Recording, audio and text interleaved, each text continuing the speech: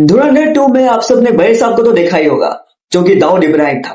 अब धुरंधर 1 और 2 के बिग डिटेलिंग के बारे में तो सभी को पता है, पर बिग डिटेलिंग, जी हाँ, धुरंधर ने हमें दाऊद इब्राहिम और इंडियन इंटेलिजेंस रिलेटेड एक ऐसी इंपॉर्टेंट चीज नहीं बताई है, जो कि अगर आप लोग सुनोगे तो फिर 101% हैरान हो जाओगे, एक्सेप्ट जिन लोगों को ऑलरेडी पता है। तो फिर इस वीडियो को एंड तक देखिएगा। धुरंधर, forgot to tell you this. तो फिर आप सबने आर माधवन जी को as IB director Ajay Sanyal तो देखा ही होगा, जो कि हमारे real national security advisor Ajit Doval ji पर ही बेस्ड है, और ये कहानी इन्हीं से रिलेटेड है।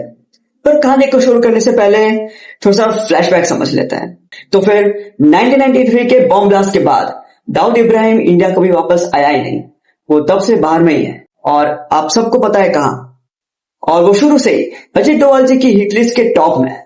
देन चलिए अब इस कहानी को शुरू करते हैं।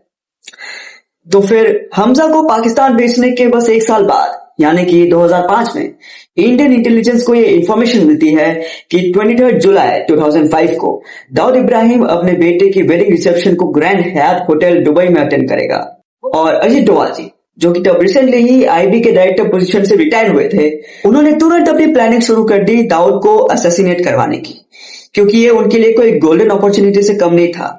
और इस ऑपरेशन के लिए उन्होंने हमारे कमांडर्स की हेल्प बिल्कुल नहीं ली, बल्कि उन्होंने दाऊद के दुश्मन छोटा राजन के गैंग की मदद ली। और इसके पीछे भी एक रीजन है, क्योंकि इन केस अगर ये प्लान बाहर आ जाता तो फिर हमारे गवर्नमेंट का नाम बिल्कुल नहीं आना चाहिए। तो फिर छोटा राजन के गैंग के 2 शूटर्स विके मल्होत्रा और फनीत तनाशा को डोवाल जी ने ट्रेन करना शुरू कर दिया। और फिर आता है वो दिन जब ये प्लान फाइनली एग्जीक्यूट होने वाला था।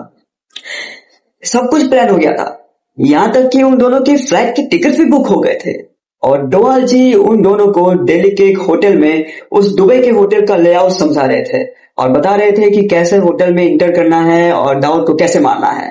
पर तभी अचानक मुंबई पुलिस उस होटल में आ जाती है और विकी और फारिद को अरेस्ट कर लेती है, ये कह के कि उन्हें ये पता चला है कि ये दोनों यहाँ कुछ पॉलिटिशियंस को मारने आए थे और इन पर पहले से ही बहुत सारे वारंट्स हैं, तो फिर इनको अरेस्ट करना पड़ेगा। पर डोवाल जी पुलिस को समझाने की कोशिश करते हैं कि ये लोग उनके साथ हैं, पर पुलिस मानती नहीं। और तब डोवाल जी कोई ऑफिशियल पोजीशन में भी नहीं थे, तो फिर इसलिए उनके साथ चले भी नहीं, और फिर मुंबई पुलिस उनको अरेस्ट करके लेके चली जाती है। डोवाल जी अपने सीनियर से बात करके इसको रोकने की कोशिश करते हैं, पर तब तक ये खबर न्यूज में आ चुकी थी और दाऊद को मारने का एक रियल अपॉर्चुनिटी डोवाल जी के हाथ से निकल जाती है। तो फिर ये थी पूरी कहानी। और कैसे लगी आप लोग को ये वीडियो, आप लोग कमेंट्स में बताना मत भूलिएगा, और आप लोग ये भी बताइएगा कि क्या आप लोगों को इसके बारे में पहले से पता था।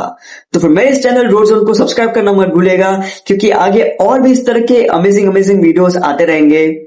और इस वीडियो को लाइक करना भी मत भूलिएगा और शेयर भी करना मत भूलिएगा।